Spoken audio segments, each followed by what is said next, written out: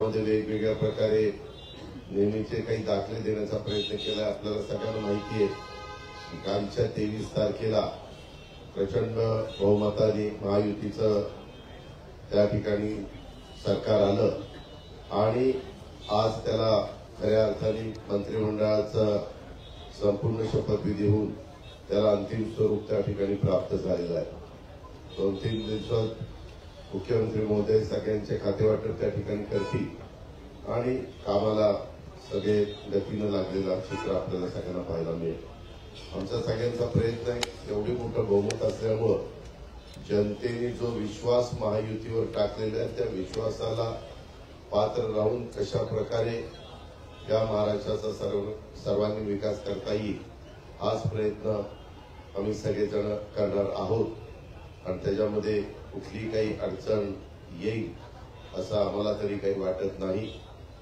विरोधक जरी संख्येने कमी असले तरी महाराष्ट्राच्या दृष्टिकोनातून महत्वाचे प्रश्न तिथं चर्चेला आले तर त्याच्याबद्दल व्यवस्थितपणे महाराष्ट्राच्या हिताच्या ज्या गोष्टी असतील कशा पद्धतीनं त्याची उत्तरं तिथं दिली जातील। प्रश्नोत्तराचा तास नसला तरी वेगवेगळी आयुधं वापरून विरोधकांना, विरोधी पक्षातल्या सन्माननीय सदस्यांना वेगवेगळे प्रश्न विचारता येतात हे आपल्याला देखील पत्रकार मित्रांना माहिती आहे आणि त्याच्यामुळं आम्ही कदापि आम्हाला प्रचंड अशा प्रकारचं बहुमत आहे म्हणून कसंही रेटून आपलं सभागृह चालवायचं असं कदापि आमच्याकडनं होणार नाही।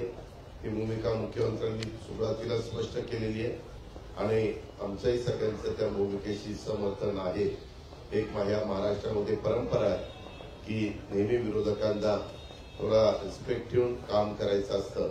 विरोधकांनी पण त्या पद्धतीनं प्रश्न मांडायचे असतात, प्रश्न विचारायचे असतात, साधक चर्चा करायची असते। बिलाच्या संदर्भामध्ये देखील ते बिल जर पास झालं तर राज्याला त्याचा कितपत बेनिफिट मिळणार आहे, जनतेला किती त्याचा फायदा होणार आहे, या सगळ्या गोष्टीची शहानिशा ही दोन्हीकडनं त्या ठिकाणी केली जाईल। आम्ही कधी त्यांना कुठेतरी ते अतिशय कमी संख्येने म्हणून त्यांच्याकडे दुर्लक्ष करायचं अशा प्रकारची बाब ही आम्हा महायुतीच्या सरकारकडनं अजिबात होणार नाही। ही ग्वाही देखील या पत्रकार परिषदेच्या निमित्तानं आपल्यालाही ती देतो आणि आपल्या मार्फत राज्यातल्या पण जनतेला देतो आणि जे विरोधी पक्षाचे सन्माननीय सदस्य आहेत त्यांनाही या निमित्तानं देतो। अधिक न बोलता मी इथंच थांबतो। धन्यवाद।